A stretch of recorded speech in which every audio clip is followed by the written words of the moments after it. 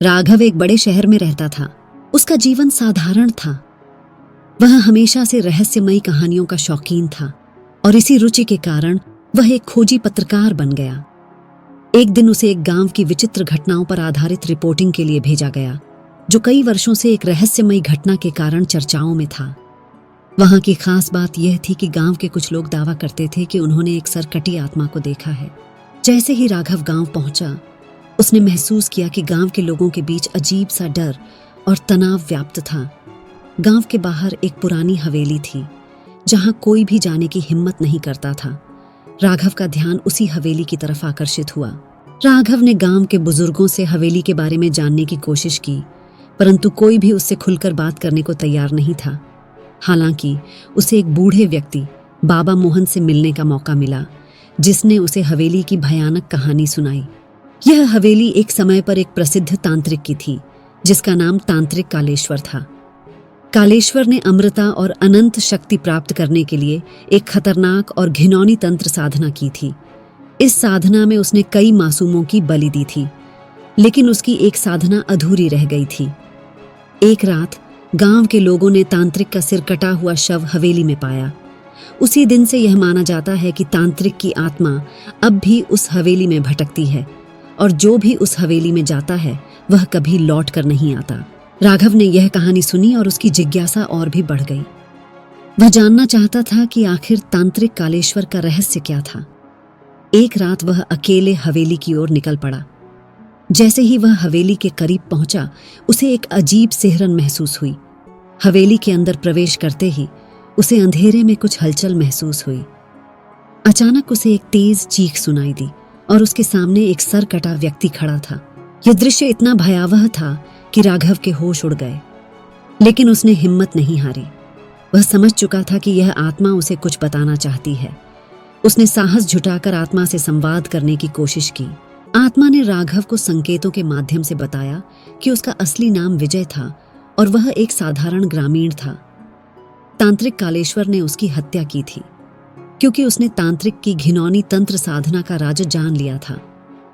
विजय की आत्मा आज भी इंसाफ की तलाश में थी और उसका सिर उस हवेली में कहीं छुपा हुआ था। राघव ने आत्मा की मदद करने का वादा किया, लेकिन यह काम आसान नहीं था क्योंकि हवेली के हर कोने में कालेश्वर की काली शक्तियों का जाल बिछा हुआ था। राघव को उस शक्ति का सामना करना था जिसने अब तक कई मासूमों की जान ली थी। राघव ने गांव के पुराने ग्रंथों और दस्तावेजों में छुपे हुए संकेतों को ढूंढा। उसे पता चला कि तांत्रिक कालेश्वर ने अपनी आत्मा को अमर रखने के लिए एक विशेष तंत्र साधना की थी, जिसमें उसे एक निर्दोष व्यक्ति का सिर चाहिए था। विजय की बलि इसी साधना के लिए दी गई थी, लेकिन साधना पूरी नहीं हो सकी थी क्योंकि विजय का सिर सही समय पर चुराकर छुपा दिया गया था। राघव ने गांव के एक गुप्त स्थान पर विजय का सिर ढूंढ निकाला। जैसे ही उसने विजय का सिर हवेली में उस स्थान पर रखा जहां उसकी आत्मा बंधी हुई थी, अचानक हवेली में भयंकर तूफान उठ खड़ा हुआ। कालेश्वर की आत्मा वहां प्रकट हुई और वह तांत्रिक साधना को पूरा करने की कोशिश करने लगा। राघव ने विजय की आत्मा की मदद से कालेश्वर की आत्मा का सामना किया। एक घातक लड़ाई हुई जहां राघव ने तांत्रिक कालेश्वर के शक्तिशाली मंत्रों का तोड़ निकालने के लिए विजय के दिए हुए संकेतों का पालन किया। अंततः राघव ने तांत्रिक को हमेशा के लिए परास्त कर दिया और विजय की आत्मा को मुक्ति मिली। हवेली के साथ साथ गांव पर मंडराता हुआ भय भी खत्म हो गया, लेकिन इस पूरी घटना ने राघव को एक ऐसी सच्चाई से रूबरू कराया जिसने उसकी जिंदगी को हमेशा के लिए बदल दिया। राघव ने विजय की आत्मा को मुक्ति का वचन दिया था, लेकिन वह जानता था कि कालेश्वर की शक्ति इतनी आसानी से नहीं टूटेगी। हवेली में छिपे कई गहरे राज अब भी अनसुलझे थे।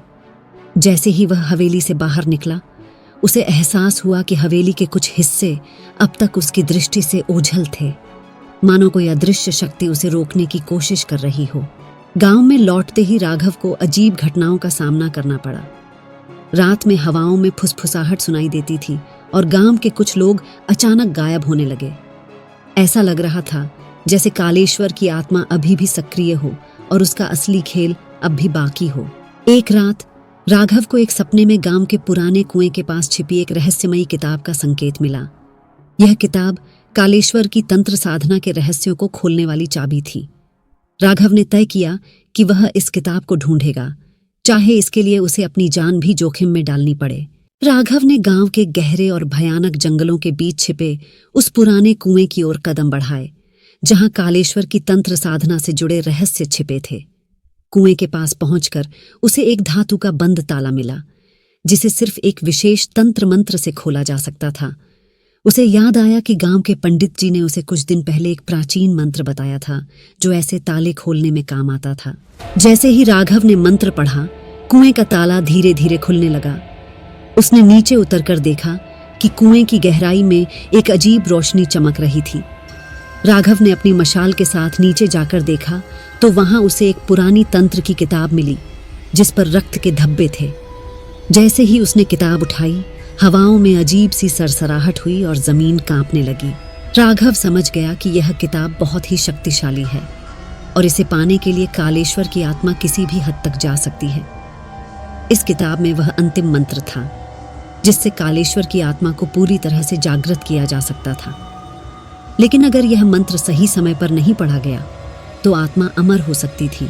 अब राघव के पास दो विकल्प थे, या तो वह किताब को नष्ट कर दे और कालेश्वर को हमेशा के लिए सोने दे, या फिर किताब का इस्तेमाल करके विजय की आत्मा को मुक्ति दिलाए। लेकिन इसके लिए उसे कालेश्वर से दोबारा लड़ना पड़ेगा। इसी बीच हवेली में विचित्र घटनाएं बढ़ने लगीं।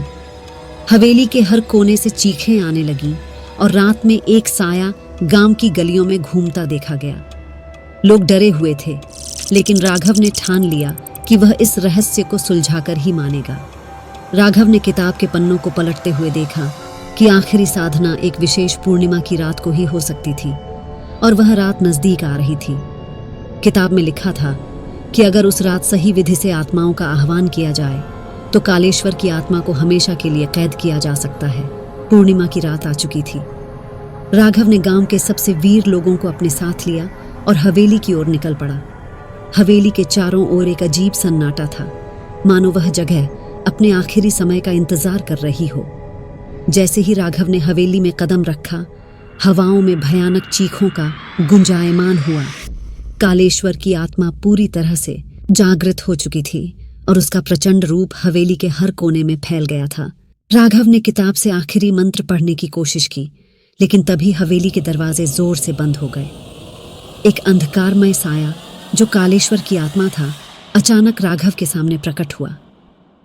कालेश्वर ने उसकी ओर देखा और हंसते हुए कहा, तुमने मुझे रोकने की कोशिश की, लेकिन अब मैं अमर हो जाऊंगा। राघव ने आखिरी मंत्र पढ़ते हुए विजय की आत्मा को आह्वान किया। विजय की आत्मा ने प्रकट होकर कालेश्वर की आत्मा से युद्ध किया। दोनों आत्माओं के बीच भयंकर टकराव हुआ और हवेली के अंदर अजीब सी रोशनी फैल गई। राघव ने अपनी पूरी शक्ति और ध्यान लगाकर मंत्र का उच्चारण किया, और जैसे ही उसने अंतिम शब्द कहा, कालेश्वर की आत्मा एक जोरदार चीख के साथ झलकर राख हो गई। हवेली में अचानक से सब कुछ शांत हो गया। विजय की आत्मा भी धीरे धीरे गायब हो गई, लेकिन जाते जाते उसने राघव को धन्यवाद कहा। राघव ने विजय की आत्मा को मुक्ति दिलाई थी और गांव के लोग अब इस भय से मुक्त हो गए थे।